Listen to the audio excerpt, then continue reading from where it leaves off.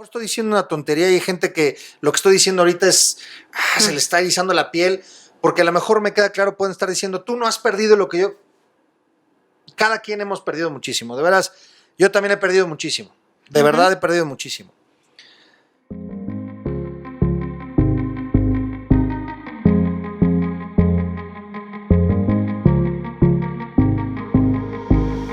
¿Qué tal, conversadores? ¿Cómo están? Bienvenidos al episodio 36. Durante esta pandemia, nuestros niños, los jóvenes, han tenido una situación o una vivencia diferente al grueso de nosotros. Nosotros hemos podido salir, sí, con circunstancias distintas, pero ellos, muchos de sus espacios de entrada a la escuela fue cerrada y sus cambios fueron brutales. El día de hoy en esta mesa nos acompaña una doctora, una especialista, terapeuta infantil, que nos va a platicar qué está sucediendo con nuestros hijos, qué pueden estarles pasando y qué acciones podemos tomar y recomendaciones desde casa para poder empezar a platicar con ellos. ¿Qué sembrar para trabajar sus emociones? Quédense, que vale mucho la pena, nos vamos a llevar unos tips muy específicos. Acompáñenos.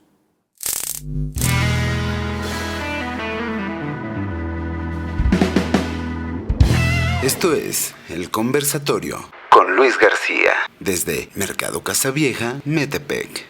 Bienvenidos. ¿Qué tal, conversadores? ¿Cómo están? Bienvenidos a el episodio número 36. Hemos llegado ya a 36 episodios, conversadores, siempre gracias a ustedes, a su presencia, a su impulso, a los comentarios, la cantidad de seguidores que ya cada vez van siendo más y van siendo más. De verdad, muchísimas gracias por la recepción a esta propuesta, de este proyecto, de esta generación de este tipo de contenido en el que acercamos y hemos hablado de una infinidad de temas diversos. Muchísimas gracias. Muchas gracias, por supuesto, a Mercado Casa Vieja, nuestra casa, nuestro anfitrión, el primero que creyó en este proyecto. Gracias a Icamané Coaching, también patrocinador que se sumó a este proyecto. Y miren, el día de hoy tengo el gusto de tener en esta mesa a la doctora, yo le digo doctora, psicóloga infantil, que la verdad, fíjense, bueno, ustedes la van a conocer ahorita y van a escuchar. Yo le tengo muchísimo aprecio, mucha gratitud y mucho respeto. La verdad, he platicado con pocos terapeutas específicamente que trabajen con jóvenes, con niños, que te expliquen las cosas como con manzanas, en verdad, de verdad, como con manzanas. La doctora, a ver si lo voy a decir bien porque me estuve preparando, conversadores, Marlene Romero Paredes Villarreal. Así es. Doctora, muchísimas gracias por estar aquí. Gracias a usted por invitarme. No, hombre, ya ve, nos conocemos, pero nos hablamos de usted. Siempre nos hemos hablado de usted. Doctora, de veras no sabe el gusto que me da porque me parece que es un tema importante. Seguramente algunos conversadores, conversadoras nos van a estar escuchando, nos van a estar viendo, porque también estamos en Spotify. Y vamos, todos en algún punto, en algunas casas hemos visto esto, ¿no? Es decir, vivimos una pandemia. A lo mejor algunos estarán diciendo, ¿por qué no sacaron este episodio antes? Tiene una agenda la doctora que vieran la agenda que tiene la doctora. Llegó la pandemia, doctora, y nos cambió la vida a todo el mundo.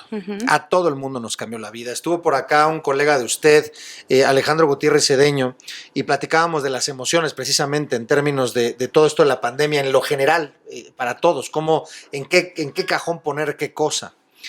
Y yo sostenía en ese episodio, y he sostenido en otros momentos, que durante la pandemia todos perdimos, todos nos movimos, a todos nos cambió diametralmente el asunto.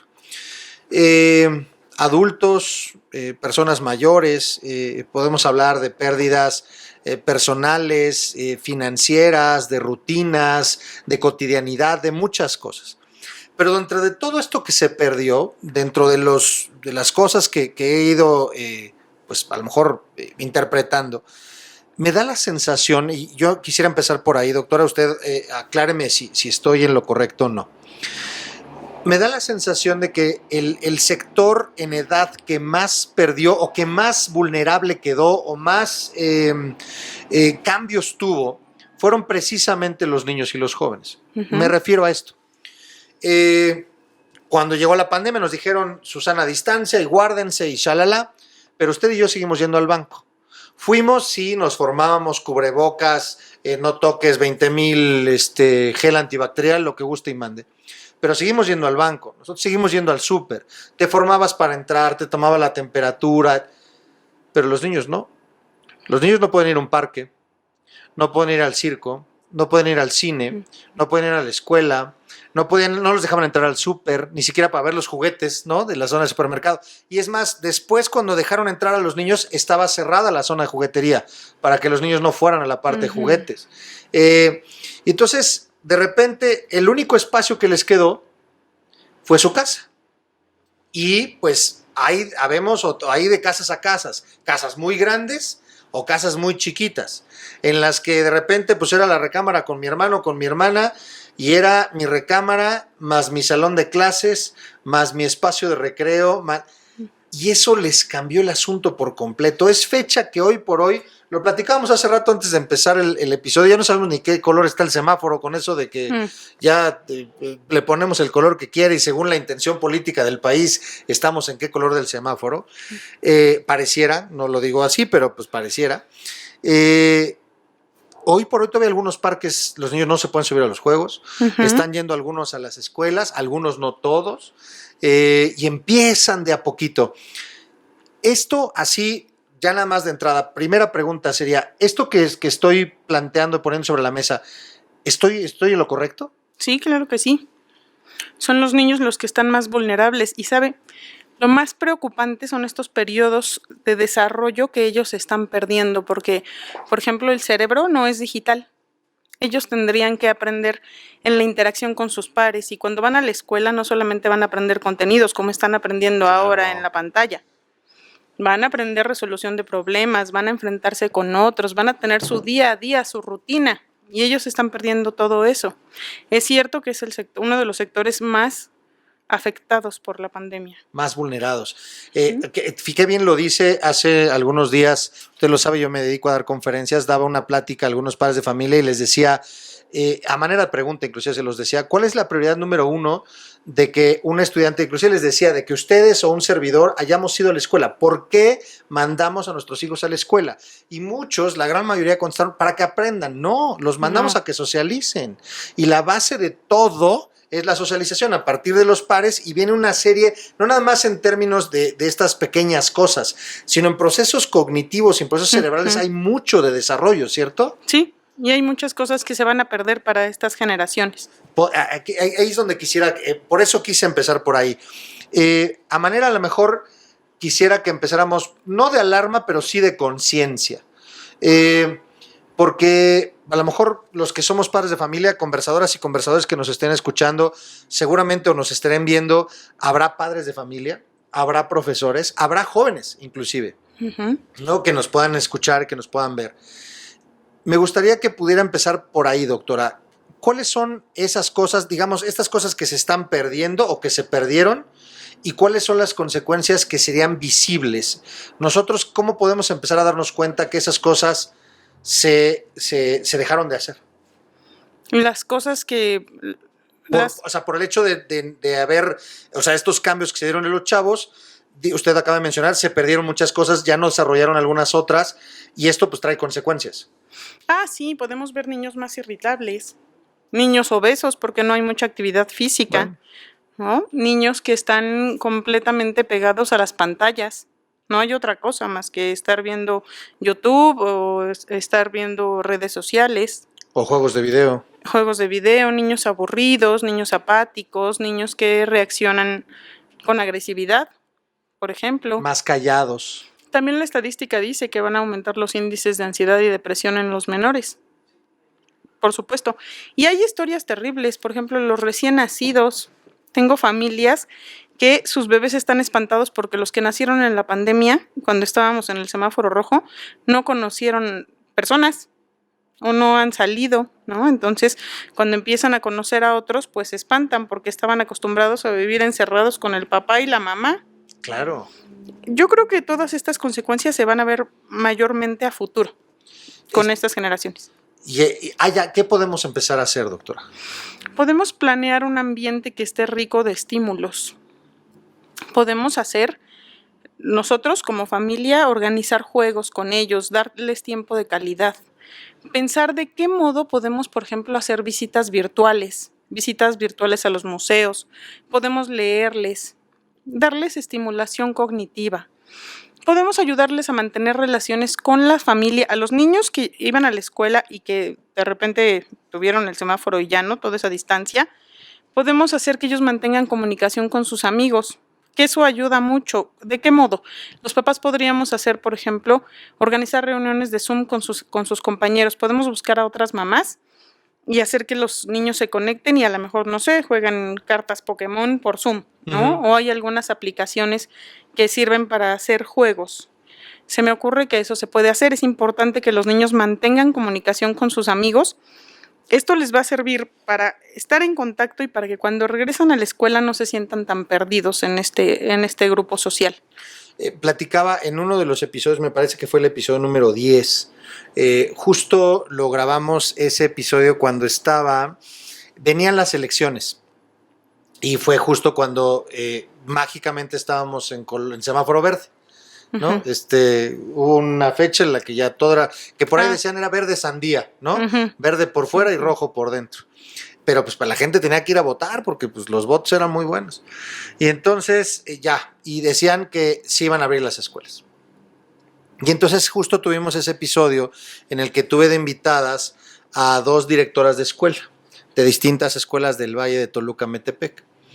Y hablábamos de esto, del tema de qué tan prudente era en ese entonces, estamos hablando de finales de mayo, principios de junio, regresar o no, si estaban dadas las condiciones, ya se estaba acabando el ciclo escolar, era necesario o no que regresaran, empezar, una de las directoras decía, bueno, me queda clarísimo que no van a regresar a aprenderse lo que no se aprendieron en qué tiempo, ¿no? Sin poner eso como la prioridad, usted lo mencionaba muy bien, la prioridad tiene que ver con otro tipo de cosas en términos de desarrollo. Pero sí para empezar a tantearle el terreno porque pues perdí, digamos, rutina, ¿no? Un poco en donde estaba parado. Y la otra persona, la otra directora, daba un ejemplo de un estudiante que estuvo durante la mayoría del periodo de la pandemia muy insistente, ya quiero regresar, y ante la posibilidad del regreso, cuando hubo un como medio acercamiento, el chavito se paralizó. Y le costó mucho, mucho trabajo. Lo hemos platicado aquí que cuántos no de nosotros que aun cuando hemos estado saliendo con las precauciones debidas, etcétera, etcétera, de repente te hallas en lugares donde de repente hay como que mucha gente y la sensación no es la misma, ¿no? Sí te da cierta incomodidad, bajita la mano te empieza a hacer a un lado. O cuando alguien se te acerca, ¿no? Ajá, dices, ¿qué huele, no? COVID atrás, no sé, cosas así. Y entonces, a ver, yo aquí quiero tocar este tema un poco, a lo mejor meter un poquito la polémica en el asunto, ¿no? Y que será respetable, por supuesto. Todas las opiniones aquí son hiperrespetables y siempre lo hemos dicho, en el conversatorio nadie tiene la última palabra, siempre la tienen los conversadores y la amplitud de la conversación que se quiera llegar a dar. Inició ya este ciclo escolar. Uh-huh. El 23 de agosto pasado inició el ciclo escolar. Y por orden presidencial dijo, se abren las escuelas. Se dijo quien desee. Uh-huh. Para quienes no lo deseen, en la parte del sector público, pues sigue la parte de que se estaban dando y los que quieran regresar, regresan. Y en la parte privada, las escuelas se han hecho milagros para buscar esquemas híbridos en las que se presentan en línea y se presentan algunos presenciales. Tuvimos una mesa aquí con profesores en las que platicaron todo el viacrucis que han vivido a lo largo de toda la pandemia y lo que viene, justo lo que venía en este empezar. Y entonces algunos estudiantes regresan a la escuela. Más allá de si hay vacuna, no hay vacuna, se les debe vacunar, no se les debe vacunar, yo soy una persona que me considero pro vacunas. Yo no puedo negar la ciencia bajo ninguna circunstancia, porque pues para eso es ciencia, hay un método científico que lo avala, y pues si te dicen que es algo que sirve, pues venga y órale, ¿no? Entonces, yo estoy vacunado. Tengo un hijo que tiene 18 años, usted lo conoce, él está vacunado, su primera dosis, su mamá está vacunada, mi hija no, porque mi hija tiene 11 años y entonces mi hija no está vacunada. Pero entonces viene una gran pregunta para los que somos padres de familia.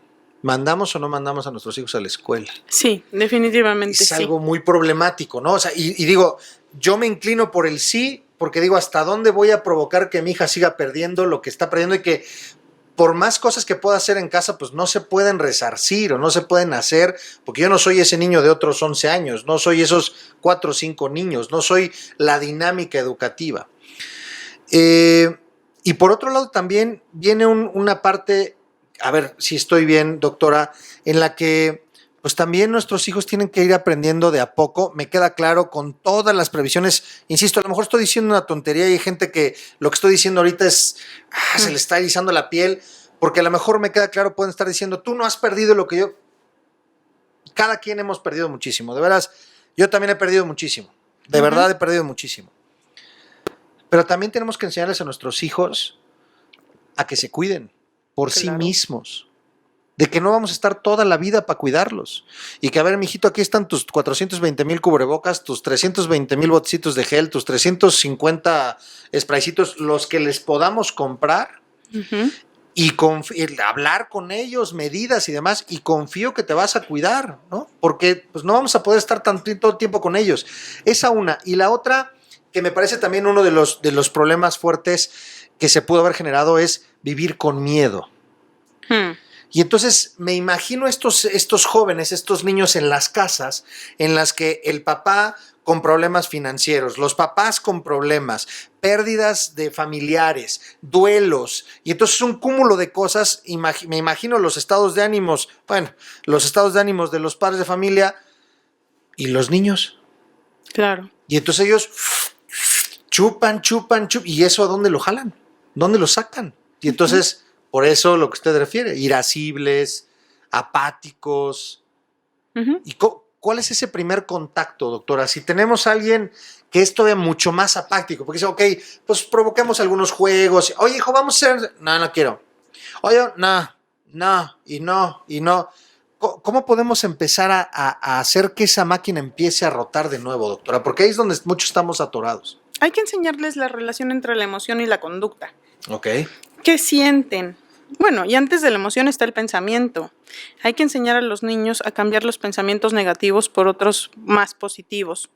Pensamientos que les ayuden a tener mejores sensaciones, emociones, y eso haga que puedan comportarse de mejor manera. Cuando se sienten tristes, enojados, vulnerables, por supuesto van a querer apartarse, retraerse. Una buena manera de hacer que los niños hablen de sus sentimientos es hablándoles nosotros de lo mal que nos sentimos. Es muy común que los papás o muchos papás piensan que tenemos que tener una sonrisa todo el tiempo para enseñarle al niño que las cosas están bien, ¿no? Entonces nos está llevando el diablo, pero sonreímos para que mi hijo no se espante o para que no se preocupe, ¿para qué le damos otras preocupaciones? Pero la investigación dice que no. En realidad, cuando nosotros hablamos de lo que nos duele, de lo que nos preocupa, y lo hablamos con el niño, podemos crear una experiencia compartida. Pasa muchas veces que en una familia todo el mundo calla. Entonces el adolescente se siente mal, o el hijo se siente mal, o el papá se siente mal, y todo el mundo está como si nada. Porque el hijo no va a decir, bueno, parece que yo estoy loco, pero yo me siento terrible y todo el mundo acá está muy bien, ¿no? Entonces, cuando el papá habla de experiencias dolorosas y también de qué forma va a hacer frente a esas experiencias, ayuda a que el niño pueda poner en palabras sus propias emociones y que él también pueda hablar, que él también pueda participar. Muchas veces los niños no dicen nada porque de repente se comportan raro y los papás les preguntan, ¿qué te pasa? Pero los papás no les han contado qué les pasa a ellos. Entonces, y el niño no le puede decir al papá, ¿qué te pasa? Porque el otro, oye, insolente, ¿qué me preguntas eso? ¿No? Claro, además si no es un tema del que se acostumbre a hablar, pues no es común que los niños puedan decir cómo se están sintiendo, ¿no? Cuando nosotros llegamos y decimos, me siento triste, estoy preocupado, estoy desesperanzado, esto del COVID me preocupa mucho porque pues yo veo que la gente está muy enferma, me preocupa que salgamos y algo nos pasa, hoy estoy triste porque estuve pensando que tal vez pueda quedarme sin trabajo, ¿no? Después también puedo decir, bueno, ayer estaba triste, pero ya pensé bien, que si me quedo sin trabajo, pues puedo conseguir otro, ¿no? Les damos alternativas de solución. Precisamente la solución de problemas o las alternativas de solución es una habilidad que tenemos que enseñar a los niños a resolver. Y la solución de problemas se adquiere de los padres, del modo en el que los papás pueden hacer frente. Estas son estrategias de afrontamiento. Entonces, nosotros hablamos a los hijos de cómo nos sentimos, podemos compartir, incluso se puede crear un espacio en el que se puede hablar de cómo se siente cada quien. Esto puede ser durante la hora de la comida y sirve para muchas cosas. Si en la hora de la comida, en lugar de ver la televisión o tener una tablet enfrente o cada quien está en su celular, apagamos todo y entonces platicamos así de, Luis, ¿cómo te fue? Ah, pues no me fue tan bien porque pues en la mañana me encontré a mi jefe y yo lo vi muy enojado. Estamos preocupados de que la empresa cierre. ¿Y a ti, mamá, cómo te fue? Ah, pues a mí también me fue medio mal porque... No, a mí me fue súper bien porque me pasó esto, pero me preocupa el otro. ¿Y a ti, hijo, qué te preocupa? Entonces se van creando soluciones y como les digo, esta experiencia compartida, hay una significación de lo que vamos sintiendo. Está muy interesante. ¿Sí? Mamá puede decir, papá está muy enojado porque está preocupado de que cierren su empresa o está preocupado porque tiene un amigo enfermo. Eso está bien. Entonces el niño puede decir, yo también estoy preocupado. ¿Y tú de qué estás preocupado? Pues de que mi papá se enferme. Sí, todos estamos preocupados, pero en realidad la ciencia ha avanzado mucho y ahora es difícil que alguien se muera de COVID porque ya estamos todos vacunados. Esto es algo que se tiene que tener como una costumbre, hablar de las emociones. También este cambio de los pensamientos negativos en positivos. Por ejemplo, el papá dice, es que vi a mi jefe preocupado y me siento muy mal porque creo que me van a despedir, ¿no? Entonces podemos decir, ese es un pensamiento negativo, ¿de qué otra forma podríamos pensar? Y entonces a lo mejor el niño dice, bueno, si mi papá ve a su jefe preocupado, pues, ¿por qué no platica con él y le pregunta? Ay, qué buena idea, le voy a preguntar en lugar de asumir que a lo mejor van a cerrar la empresa. Hizo que me acordara ahorita, no sé, conversadores, ¿usted vio las películas de Harry Potter o leyó los libros? No. ¿No? No. Bueno, en una de las películas, no me acuerdo cuál es, creo que es la 3, en la 3, hacen un encantamiento para defenderse de le llaman Bogart. Y el Bogart es como un algo, no sé qué sea pues, pero se transforma en aquello que le tienes más miedo. Y el hechizo para atacarlo se llama Ridiculous. Y entonces toman la varita y le hacen Ridiculous. Y entonces funciona si tú te imaginas algo muy ridículo de eso. Entonces, por ejemplo, yo le tengo mucho miedo a las serpientes. Y entonces viene una serpiente, se va a transformar en la serpiente. Entonces me imagino la serpiente con patines y resbalándose porque no puede, y le hago ridículos y la serpiente se hace así. Entonces ahorita hizo que me acordara un poco de buscar, sin hacerlo ridículo, pero buscar el mismo pensamiento en colectivo, digamos, en lluvia de ideas, algo positivo. Inclusive a lo mejor hasta hacer chiste. Me acordé también de uno que llegaba la pareja y decía, si tu novia o si tu esposa está enojada, ponle una capa. Y ahora dile, ahora estás súper enojada. Y entonces, bueno, me dio mucha risa cuando lo vi. Después dije, quiero ver el valiente que lo haga. Sí, a mí yo me no lo voy a hacen hacer eso en la vida, pero me imagino que ha de ser muy cotorro. Pero sí va por ahí el asunto, ¿no? De hacer eso. Me encantó eso como lo plantea. Incluso se puede contar una y otra vez. Fíjese que cuando tenemos experiencias frustrantes o que nos preocupan, nuestra cabeza suele recurrir a momentos estresantes que hemos pasado antes, porque busca soluciones. Cuando nos va mal, podemos acordarnos de cosas en donde nos hemos sentido terribles y de qué forma lo solucionamos. Entonces, si ayudamos a los niños a hacer eso, ¿no? Si contamos historias adversas, pero el modo en el que enfrentamos esas adversidades ayuda a que podamos tener más claridad en nuestros pensamientos.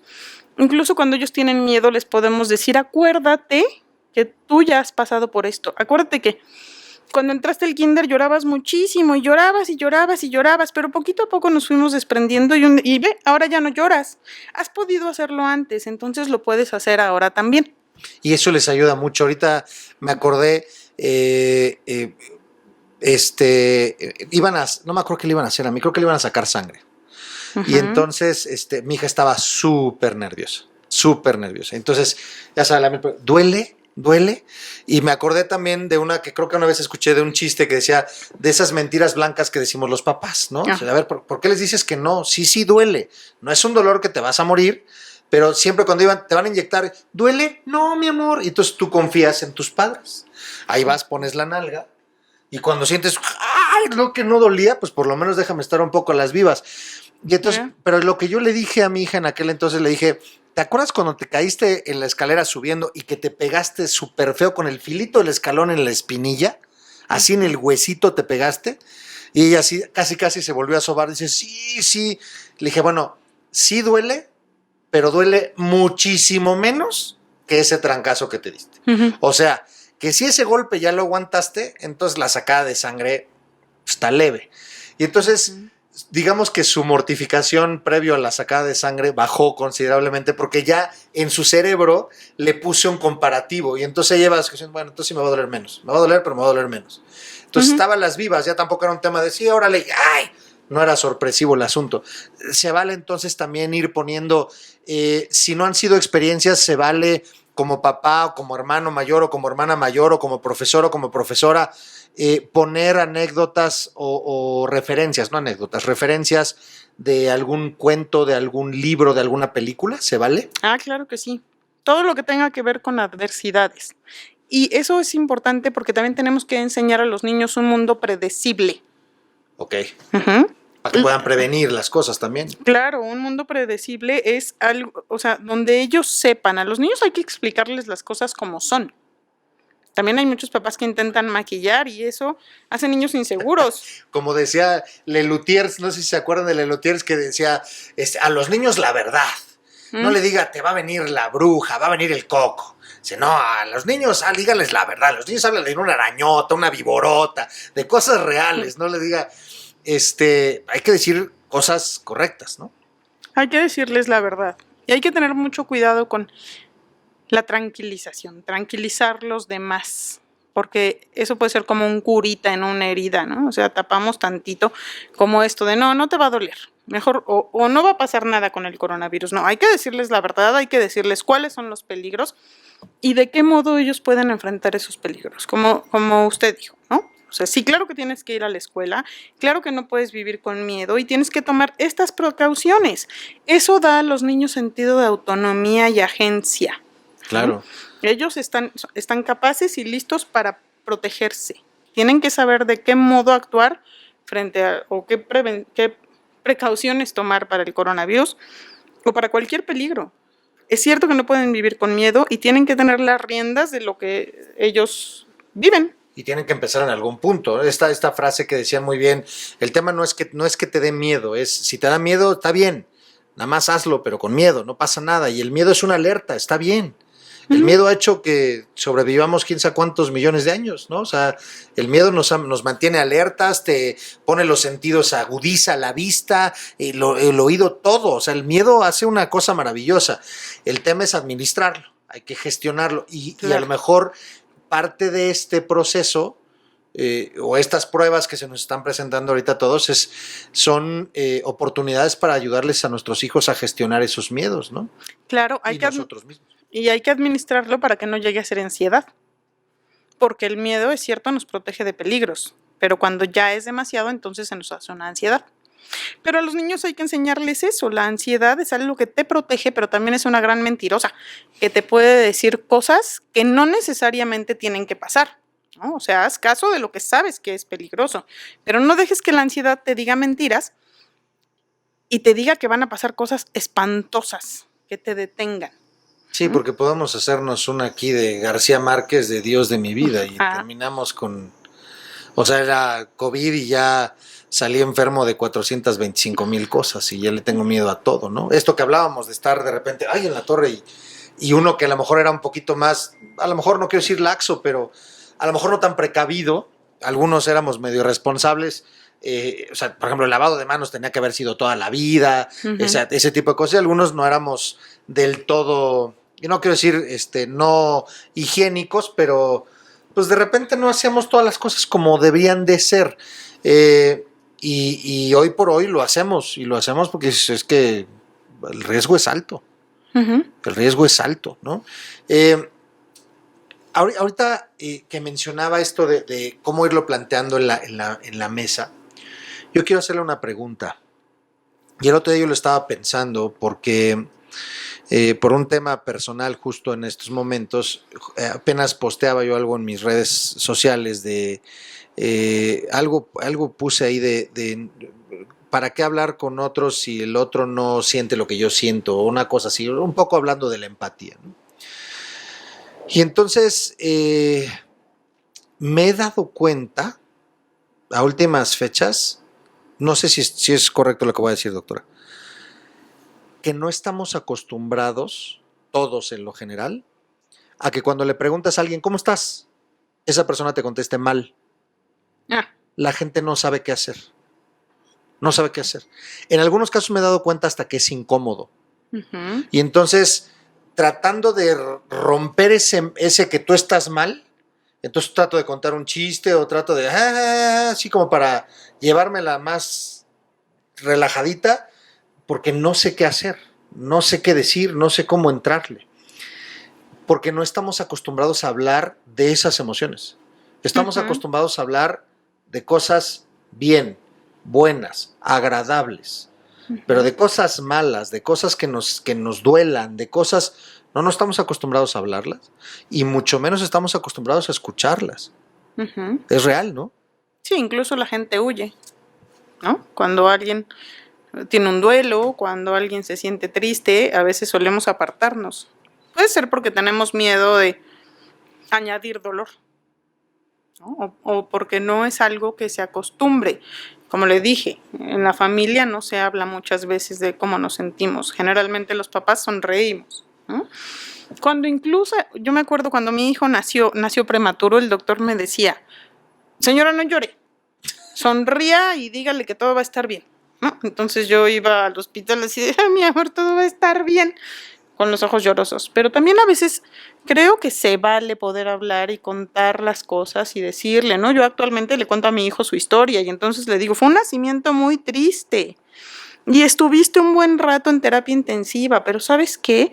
Entre todos ayudamos y ya estás bien. Esas son las historias de adversidad. La otra noche le pregunté, ¿a ti te gusta que te cuente esta historia? ¿Te gusta que te cuente cómo naciste? Porque no naciste bonito, al contrario. Y me dijo, sí, me gusta. Y yo, claro, porque eres un guerrero, ¿no? Le estoy dando historias de adversidad para que pueda hacer frente a los problemas que se presenten en lo cotidiano. O sea, si ha sobrevivido eso, pues puede sobrevivir más cosas. En algunas capacitaciones, empresas o escuelas me ha tocado hacer, bueno, no me ha tocado, de repente busco hacer, precisamente buscando esa conciencia que usted está mencionando, que me parece que va hacia allá, esta parte de ser consciente de lo que ya me pasó y que entonces tengo elementos para poder ir para adelante, ¿no? Tengo elementos de resiliencia, tengo cosas aprendidas, tengo referencias para ir hacia adelante. A un ejercicio que se llama línea de vida, ¿no? Entonces hablamos de los picos, los valles, las barrancas, de cosas significativas en tu vida, todas con connotación emocional, muy feas, muy buenas, etcétera, etcétera. Y siempre, esto hasta haga de cuenta que me lo estoy diciendo yo en este preciso momento, de verdad, y les digo, fíjate todo lo que ha pasado y aquí estás. Y hay una frase que dice que todo lo que no te mata ¿te hace fuerte? Entonces significa que si estás, eres más fuerte. ¿No es cierto? Si ya pasé todo eso como fuera, en terracería, por pavimento, concreto hidráulico, la que sea, pero aquí estoy, significa que soy más fuerte, porque tengo más referencias. Y entonces me encanta cómo lo planteo, porque creo que es una invitación interesantísima para que nos abramos entre todos, con los seres queridos, entre parejas, entre hijos, entre hermanos, entre tíos, y que compartamos las emociones y que aprendamos a hablar de lo bueno y que aprendamos a hablar de lo malo y que nos regocijemos entre todos y que nos nutramos entre todos y que seamos entre todos aquellos que nos demos elementos y parámetros para poder, elementos de dónde irnos, de dónde asirnos para ir hacia adelante, rompiendo ese tema de tengo que estar siempre bien. Y porque esto se ve más agradable y estamos, como dice, con los ojos llorosos y así le haces como puedes, ¿no? Pero ¿cómo estás? Pues ya tengo que decir que bien. No, ya en algún punto, ya hasta me dicho, ¿cómo estás? Ya mejor ni me pregunten.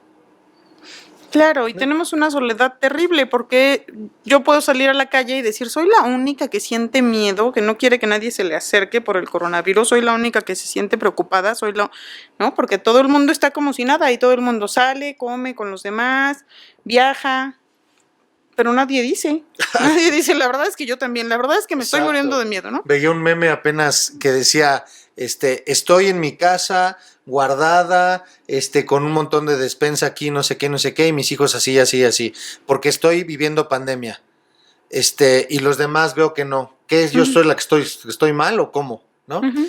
Y tiene que ver, sí, o sea, son las decisiones de cada quien y son hiper respetables, en verdad, hiper respetables.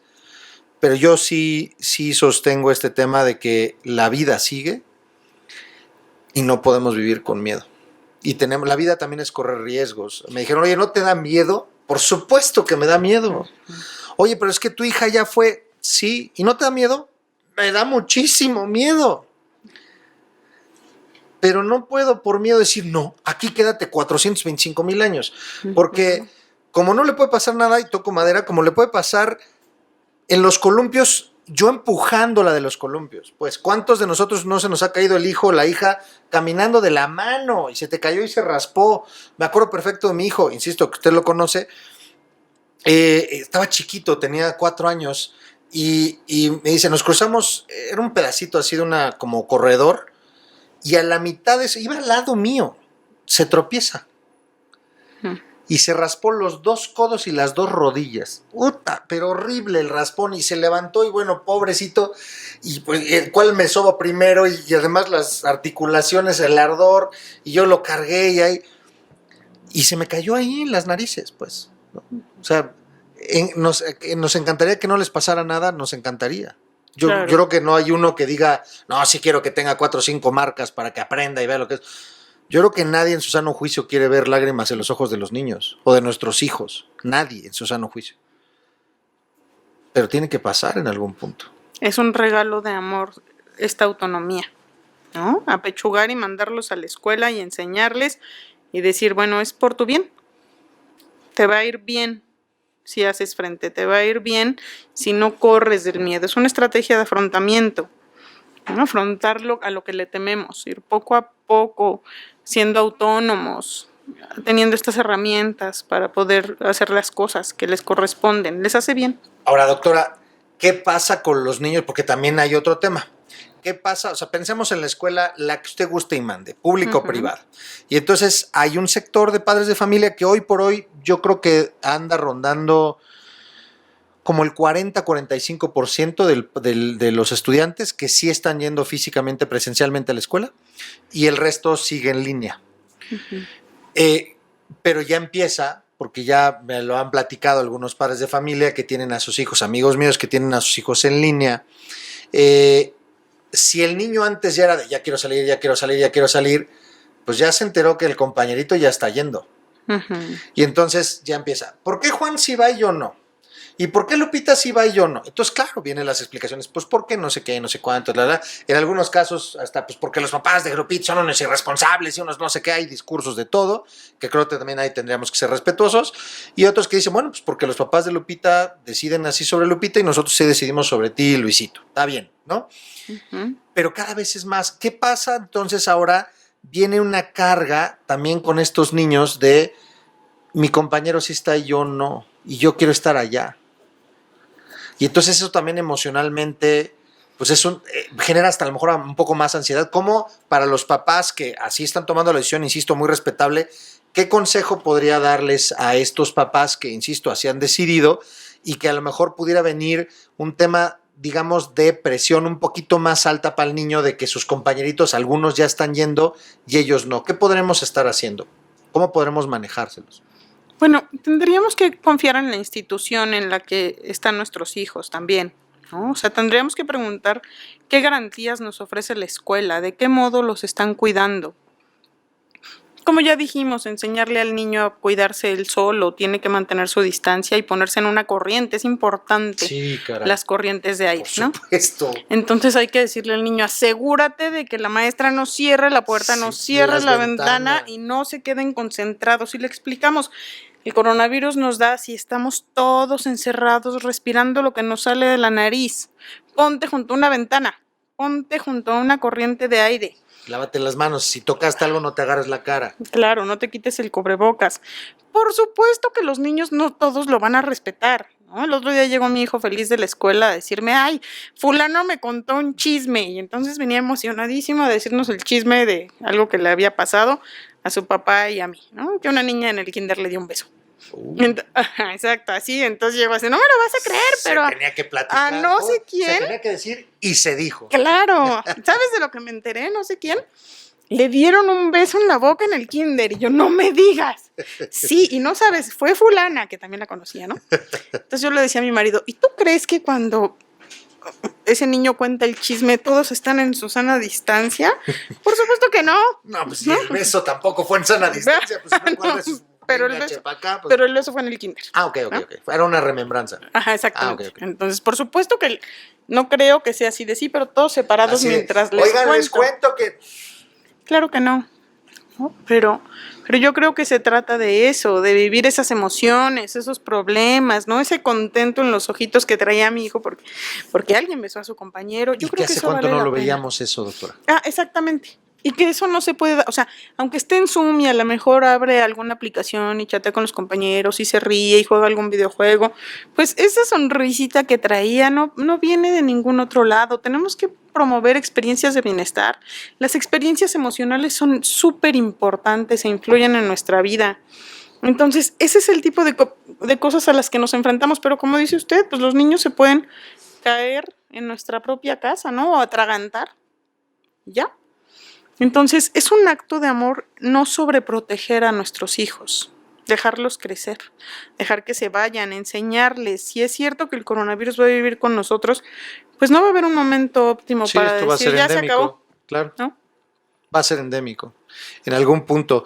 Ya estaremos, creo que en algunos episodios adelante vamos a tener por acá a un doctor, le hice la invitación a un doctor conocido, amigo de un servidor, doctor José Luis Esteves, y vamos a hablar con él de vacunas.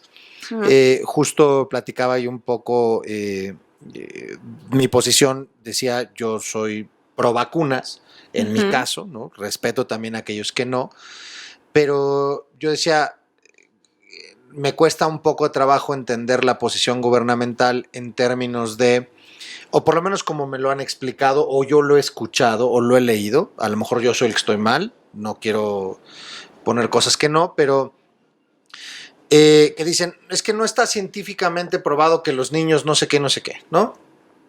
Ese era un poco el argumento. Dije, bueno, si tienes las vacunas, vacúnalos, ¿cuál es el problema? O sea, daño no les va a hacer, pues. Por lo menos a N cantidad de padres de familia les vas a dar una dosis de tranquilidad brutal y vas a hasta coadyuvar a términos de dinámicas familiares diferente. Pues vacúnalos, ¿no? Ya después salieron con su tema ese de porque algunos niños, bueno, por medio de sus papás se ampararon, ¿no? Pero a mí me vacuna, sobre todo aquellos niños que son más vulnerables porque tienen diabetes, ¿cómo se llama? Diabetes infantil o juvenil, no me acuerdo, ¿no? Bueno, esa diabetes. Y se tuvieron que amparar. Y entonces el señor Gatell sale diciendo, por cada vacuna que se le da a un niño, un adulto mayor se la quitan, ¿no? Entonces dije, bueno, ¿y las que les estamos donando a los demás países, qué esas? ¿De dónde son o cómo? ¿No? Porque claro, si las tenemos, entonces úsalas para los niños. No estoy diciendo que no les ayudemos a los hermanos de otros países, pero pues primero aquí, ya le metiste una lana, pues primero vacuna a tu gente de aquí. Si ya lo estás mandando a la escuela, vacúnalos, ¿no? No pasa nada, no te quita nada. Si los vas a... Oye, que después se va, pues ya... Pues, oye, mi hijo ya tiene la de la viruela, ya tiene la del sarampión, ya tiene la de tal, ya tiene la de tal, ya tiene la de la influenza y tiene la del COVID. Ya, por lo menos ya tiene un escudito más. N cantidad de padres de familia, estoy seguro, se sentirían mucho más tranquilos en ese tenor para poder afrontar precisamente sus propios miedos, ¿no? Y que en algún punto pues son percibidos por los propios niños y que hay algunos que dicen, ya habrá algunos niños que digan, de aquí no me muevo, ¿eh? Sí, ya hay. Tienen mucha dificultad en salir y en relacionarse con otros. Bueno, pero tenemos el problema de que todavía no hay vacuna aprobada hasta los 12 años, ¿no? O sea, las vacunas son de 12 en adelante, de todas maneras. Pero sí, Pero estaría algunos de ideal 12 que no los vacunan. Están No. vacunando de 18 para arriba. Ah, sí. No, aquí no. O sea, si tienes 17, 16, 15, 14, 13, 12, naranjas, te tienes que amparar para que consigas la vacuna, ¿eh? O ir a Estados Unidos. O irte a Estados Unidos. Si tienes la fortuna o de sea, tener. si no vivimos en Finlandia, entonces, Claro. pues tampoco qué porcentaje de gente puede ir para allá a vacunarse, ¿no? Entonces sí, la situación está complicada. Exacto. ¿Qué tipo, cuando usted mencionaba, doctora, los efectos no los vamos a ver ahorita? Esa es la parte más agobiante del asunto. Y es como todo proceso de formación con los niños. Todas esas cosas, lo platicamos en el episodio, no me acuerdo qué episodio fue, que vino la doctora Elizabeth Ramírez, que hablamos de sexualidad. Y entonces decía la doctora que nada más el simple hecho de no enseñarles a los niños cómo se llaman los genitales, y pene, vulva, y que si el pilín, y que si la colita, y que si el esa pequeñez eventualmente detona en N cantidad de circunstancias de la práctica y del ejercicio de su vida sexual de las personas adultas. Esa pequeñez y una serie de cosas más, ¿no? Así lo narraba la doctora. ¿Cuántas cosas que en términos de manejo de emociones, en términos de darles esos elementos, en términos de cómo afrontar el miedo, en dimensionado lo que viven los niños desde ver la figurita en la cortina, ¿no? Y es que se ve un dragón, y ahorita me estoy proyectando cuando era niño, y me puedo dormir contigo, papá, me puedo dormir contigo, mamá, y uno, pues ahora le va, pero pues llega una edad que dices, ya estuvo, tienes que dormirte en tu cuarto y tienes que darte cuenta que es el reflejo de la luz, shalala.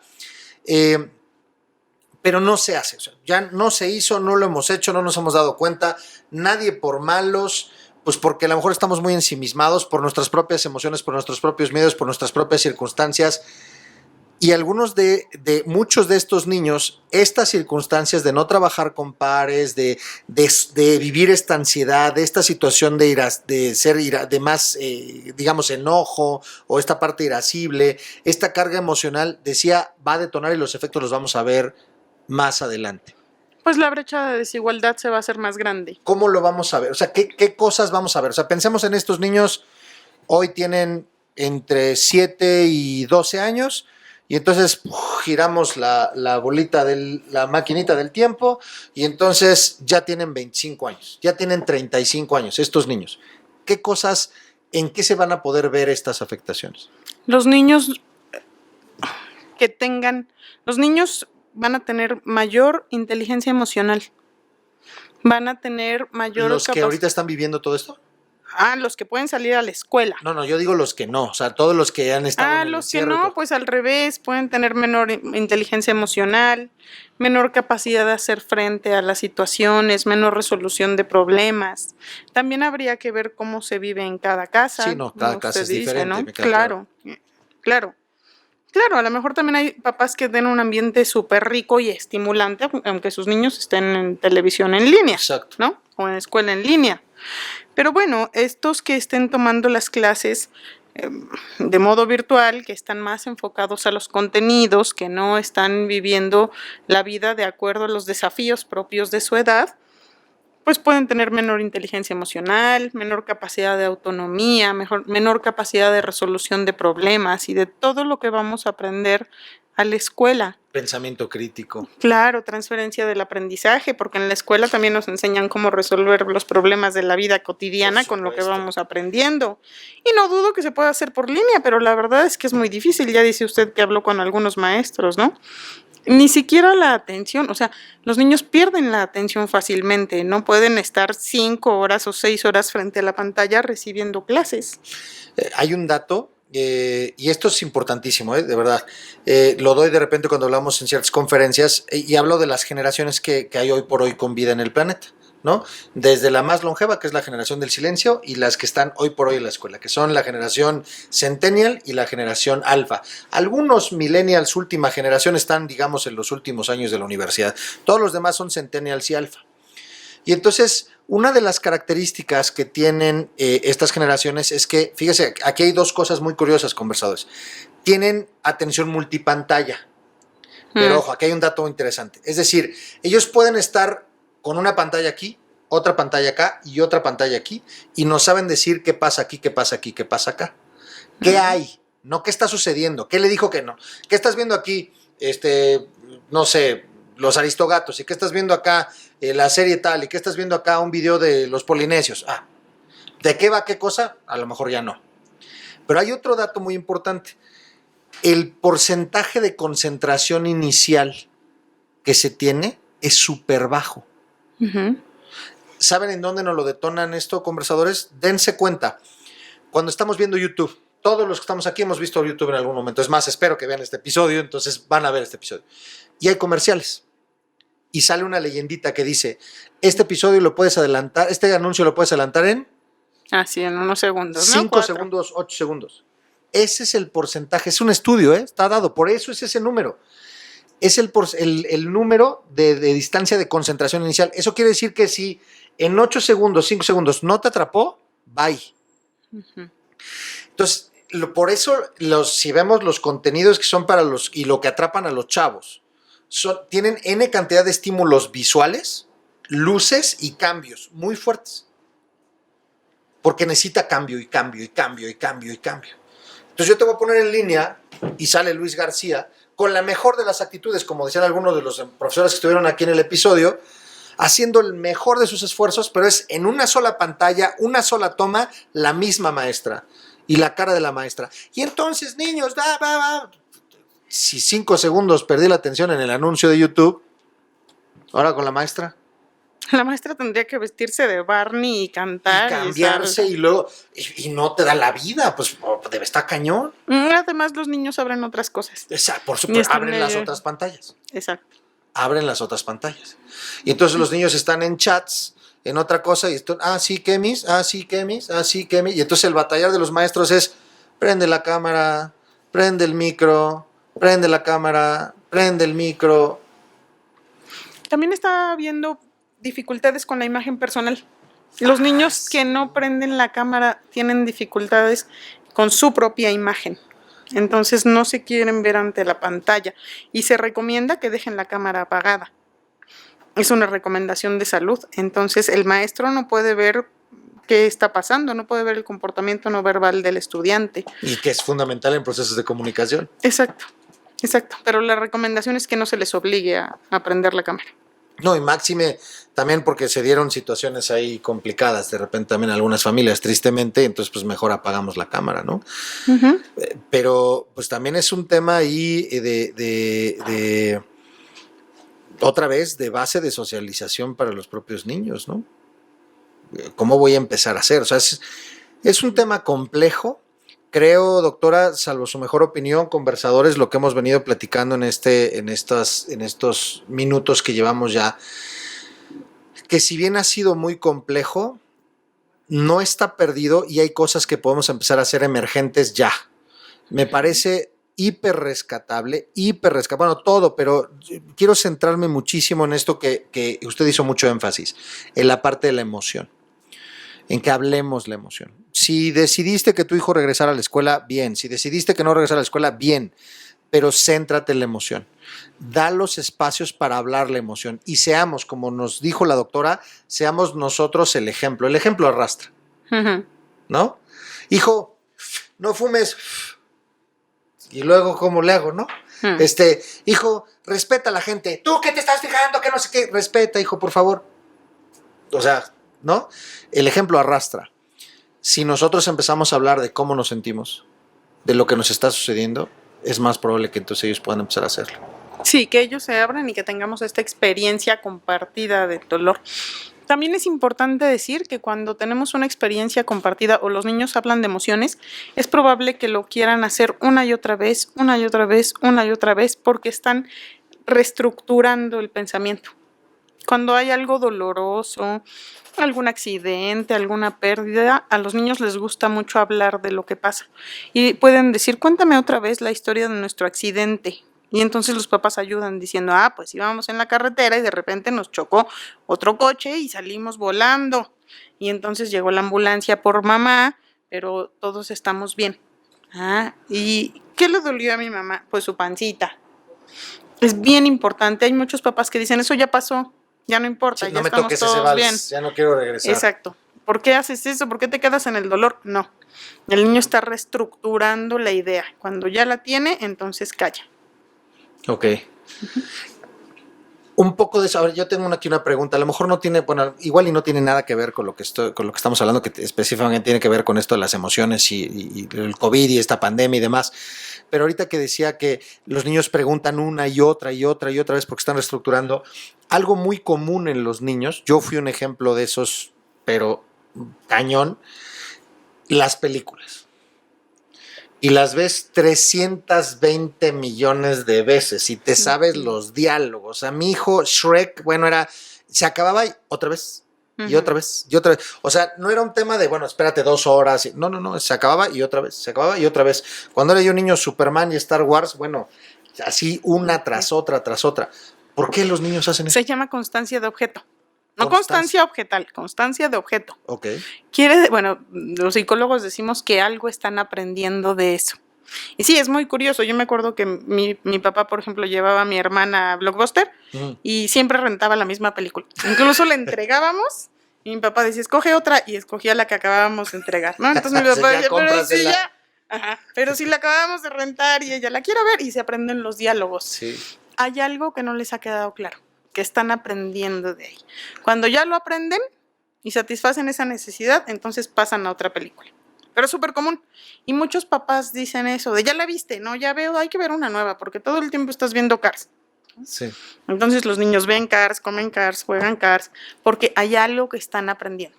Entonces, es está importante. bien, hay que permitir eso, porque habrá algunos papás que ya no. Ahora vamos a ver tal. Siempre que el niño sea redundante y pregunte, es que algo no le ha quedado claro. Entonces, cuando se acomoda esa información, callan. Pero mientras tanto hay que dárselas porque así es el pensamiento del niño, van acomodando las cosas a sus estructuras previas.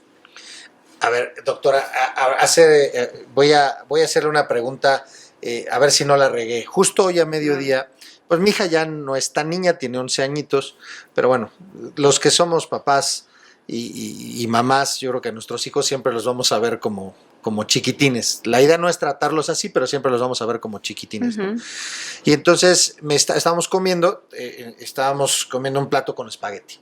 Y entonces me estaba platicando que a Perenganito de tal, veía tal serie y no sé qué, y entonces me dio unos nombres de unas series que a mi juicio, muy en lo personal, y según la propia clasificación de la serie, pues no son propios para alguien de 11 años, ¿no? Y menos. Y entonces me dijo, ¿por qué no me dejarías verla? ¿Por qué está mal? ¿Tiene cosas malas? Le dije, no tiene cosas malas. Esa fue mi primera respuesta. Le dije, pero mira, voltea a ver el plato de espagueti. Y entonces volteé a ver el plato, ¿no? Entonces le dije, a ver, dime qué elementos ves en el plato. Y entonces me dice, pues veo el espagueti, veo que hay crema, veo que hay pedazos de queso, veo el plato y veo el tenedor. Le dije, ok, todos los conoces. Y entonces puedes entender perfecto todo el plato. Sí, ok. Hay algunas series, algunas películas, que algunos de los elementos tú no los conoces todavía. Y si te los pongo a ver, no los vas a entender. Y tú vas a generar ideas incorrectas de algo que todavía no entiendes. Cuando tú lo conozcas, entonces te lo puedo poner y entonces vas a poder entenderlo bien. ¿Sí le dije bien o la regué como Dios de mi vida? Bueno, dependiendo de qué serie o de qué clasificación. No, sí era una clasificación, o sea, era para más de 15 años y mi hija tiene 11 años. Pueden verla juntos. Okay. Pueden ver lo que pasa es que no podemos saber en dónde está el pensamiento o el conocimiento previo de su hija. ¿No? A lo mejor usted piensa que no conoce esos elementos, pero su hija ya los conoce desde hace muchísimo. Por supuesto, el que no conoce es usted. Sí, ¿No? Entonces a lo mejor podrían verla juntos o podría revisar antes, ver. Es importante hacerles saber que tienen que tener cuidado con lo que dejan entrar a su cabeza, ¿no? Sí, o sea, eso lo hago mucho. Tú puedes dejar entrar a tu cabeza lo que sea, pero piensa que eso te puede traer consecuencias. Es como la sala de nuestra casa, ¿no? Nuestra sala es limpia y es ordenada y es armónica y está bonita. Entonces nosotros no vamos a dejar pasar a alguien que huela feo o que se pueda hacer pipí en la maceta, porque eso sería perturbador, ¿no? Lo mismo ¿Qué pasa. onda con mi tío, mamá? Bueno, Se pues le pasaron las caguamas a mi abuelito. lo ¿no? mismo pasa con las cosas que vemos y que buscamos. O sea, el internet está abierto, la Sí, sí, sí. televisión es tuya, ¿no? Tú puedes decidir qué es lo que vas a ver, pero tienes que entender que eso que vas a dejar pasar a tu cabeza te puede traer consecuencias. Entonces elige. Y de lo que elijas, elige siempre lo mejor. Y si de todas maneras quieres ver algo y tienes dudas, pues lo podemos ver juntos. O pregúntame, o déjame que lo vea yo primero y te diga, ay, no, esto está horrible. Mejor no hay que verlo. O ya lo viste, ya la regaste, pues ahora yo te explico. Para que no te quedes con esa Para llegar idea. a poner los contextos. Y ahí también luego los papás, la típica, ¿no? De, papá, ¿qué es sexo? Y bueno, sacamos los que todavía tienen la británica. Como el chiste. Exacto, y te vas por 25,000 monografías y todo. Y el niño a lo mejor bastaba con decirle masculino o femenino y se acabó el asunto, ¿no? Ujú. La mejor manera, una vez escuché, no sé si esto sea lo correcto, es que cuando el niño o la niña te pregunta, hay que contestar con una pregunta también, es decir, ¿por qué es lo que quieres saber? ¿Dónde lo escuchaste? ¿A qué te refieres? Para tratar de ir acotando un poco hacia dónde para saber qué contestar y no irnos, o sea, porque a lo mejor tiras la explicación wikipediesca, ¿no? Y el chavito así de, no manches, yo nada más quería saber esto. Pero depende, yo creo que ellos dicen. Cuando le damos una explicación de más, ellos dicen, ya entendí. Pero ¿no? ¿será que todos digan? Todo depende del modo en el que conversamos con nuestros hijos. Ese es mi punto. Si les pintamos un mundo predecible, o sea, dicen que los límites de nuestro pensamiento son los límites de nuestro lenguaje, ¿no? Si nosotros le enseñamos al niño, somos cabales en el modo en el que enseñamos al niño cómo es la vida, o sea, pensemos, hacemos y decimos igual, ¿no? No les pintamos ni un mundo fantástico, o sea, fantástico en cuanto a que pueden venir los Reyes Magos, pues Y sí. vienen los Reyes No, Magos. claro, Usted porque claro. se porta mal, pero a mí sí me traen los Reyes Magos. Por supuesto que eso está muy bien, ¿no? O sea, podemos darles sus dosis de fantasía y de emoción porque son chiquitos, pero sí tenemos que explicarles de qué se trata el mundo, en buenos términos. Claro, pues habrá temas que no, o sea, no le puedo hablar a mi hijo sobre el ciclo del carbono, a lo mejor cuando tenga 4 años, o a lo mejor sí, a lo mejor lo puedo llevar al museo y le puedo dar una explicación bonita sobre de qué modo regresa el oxígeno a la Tierra, ¿no? Algo así, los niños van entendiendo. Antes se creía que no, que a los niños no se les hablaba porque no entendían. De hecho, de ahí viene la palabra infante. Infant quiere decir el que no habla. Y si no habla, pues no entiende. Entonces, ¿para qué le contamos las cosas? ¿No? Pero no, a los niños los podemos educar igual en amor a las piedras o a los dinosaurios o en explicaciones de cosas que pueden ir un poquito más allá. Los niños entienden si nosotros les enseñamos de qué se trata. Y eso nos sirve para que aprendan a resolver problemas y para que vean el mundo un poquito más predecible. Y nos sirve a nosotros también para seguir aprendiendo.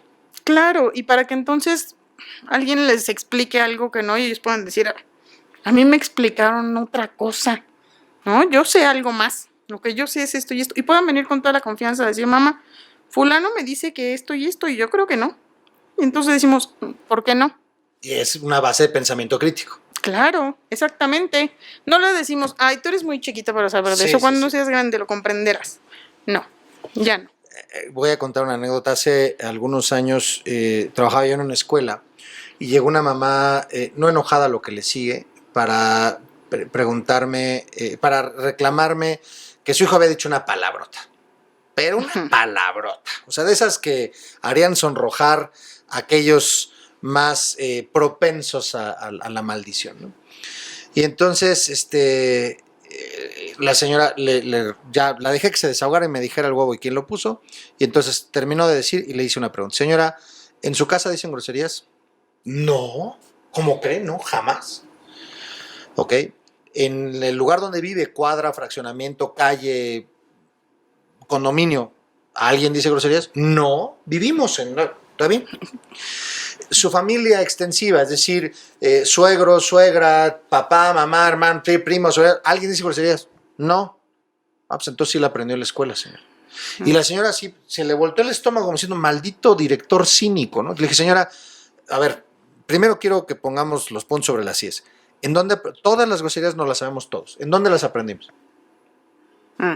O las aprendes en la casa, o las aprendes donde vives, o las aprendes con tu familia, o las aprendes en la escuela. Hoy por hoy los niños también las pueden aprender, cuando en mi época, pues RTC te cancelaba y no te podías decir nada, ¿no? Y entonces, pero ahora la pueden aprender en Spotify, la pueden aprender en YouTube, la pueden aprender en la televisión misma, pueden aprender groserías, ¿no? Y entonces le dije, a ver, señora, ¿cuál es el punto aquí? Y entonces ya la señora se pone a llorar, ¿no? Y entonces me dice, es que mi hijo me preguntó qué significa esa grosería. Y el significado de la grosería implicaba sexo oral, ¿no? Y el niño tenía 8 años. Y entonces dice, ¿cómo le digo a mi hijo a los 8 años qué es el sexo oral, ¿no? Entonces le dije, señora, pues se lo tiene que explicar de una u otra forma, ¿no? O sea, y no, pero que, bueno, ¿qué? Pues, entonces su esposo. No, pero bueno, entonces los dos juntos. No. Y entonces le dije, a ver, señora, ¿tiene usted internet en su casa? Sí. ¿Tiene usted, su hijo sabe googlear? Pues sí. Pero tenemos el firewall. Entonces volteé la pantalla de mi computadora y le dije, señora, me disculpo por lo que va a aparecer en la pantalla. Y tecleé la grosería y le di enter.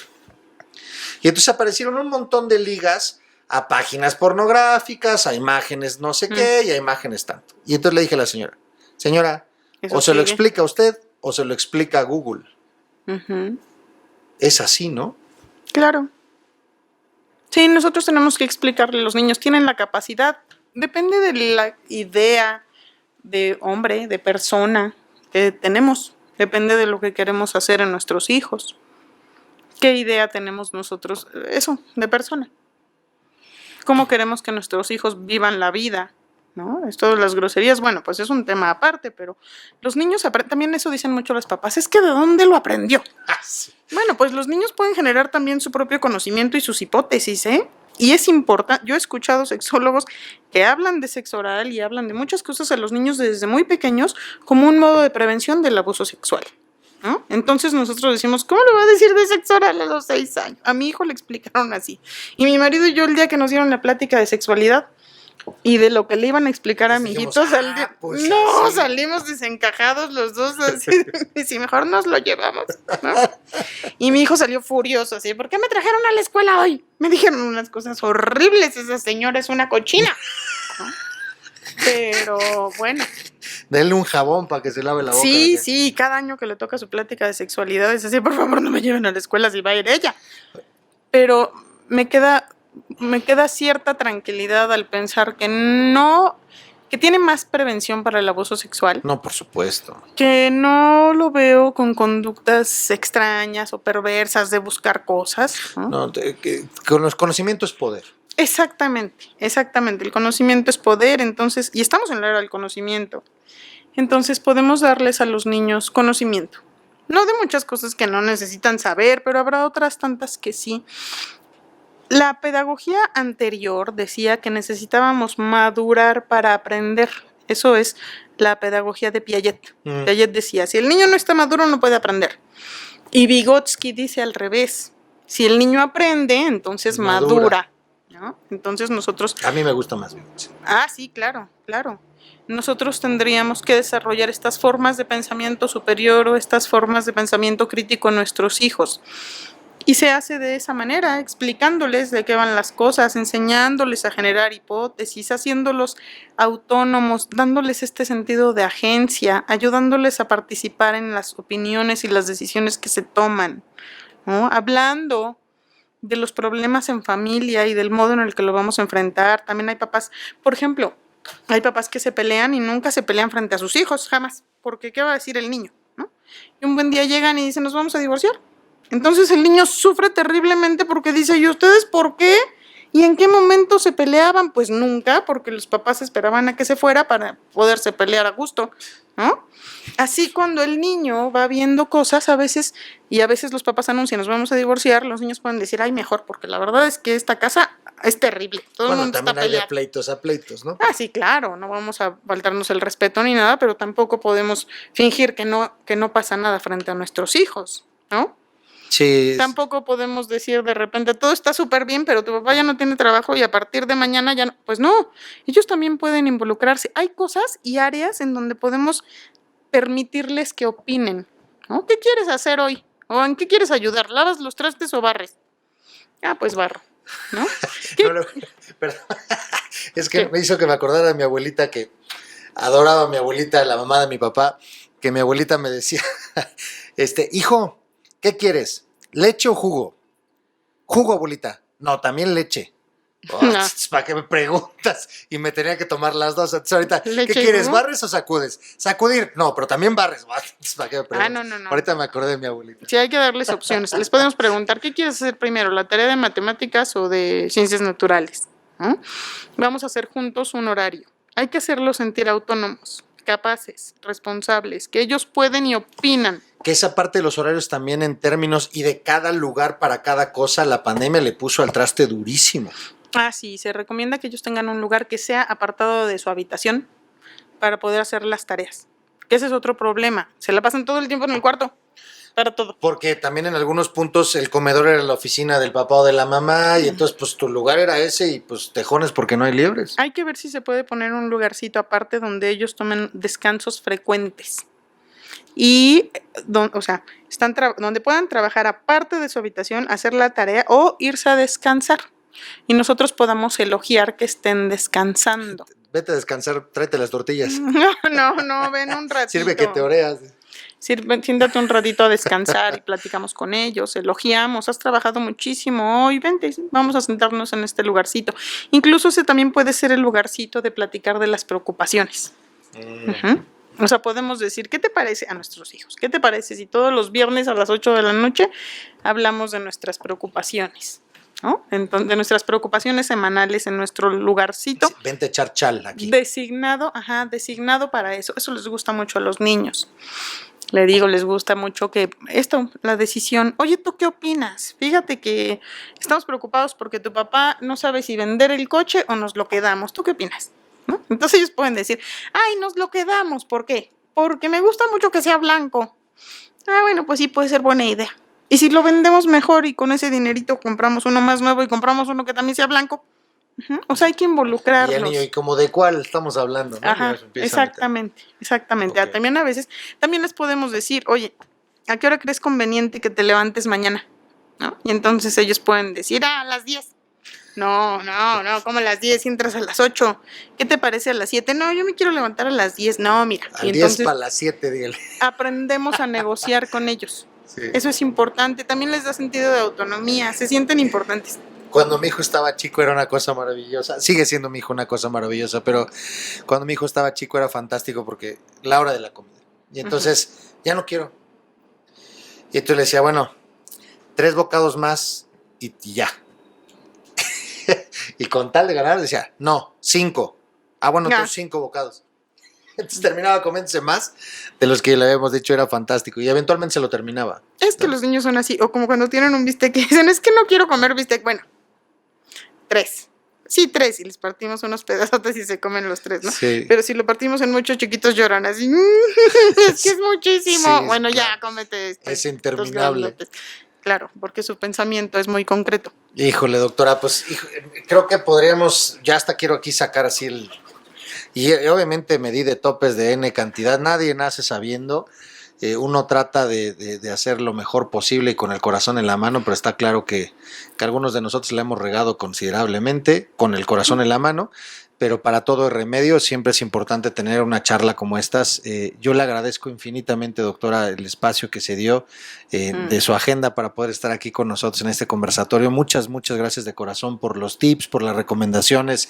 De verdad, conversadores, yo desde aquí, insisto, pues son posiciones, son ideas, son algunos argumentos y que ustedes puedan tomar lo que mejor le consideren de esto y lo hagan suyo, a su estilo, a su forma y en lo que ustedes están llevando o se están llevando en sus casas y hagan lo mejor en ese sentido. De verdad, estamos ciertos que siempre será y llegará a mejor puerto.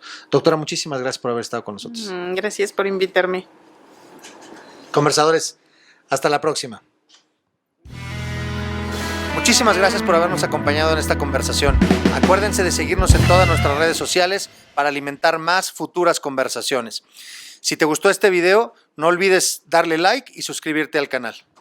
Hasta la próxima.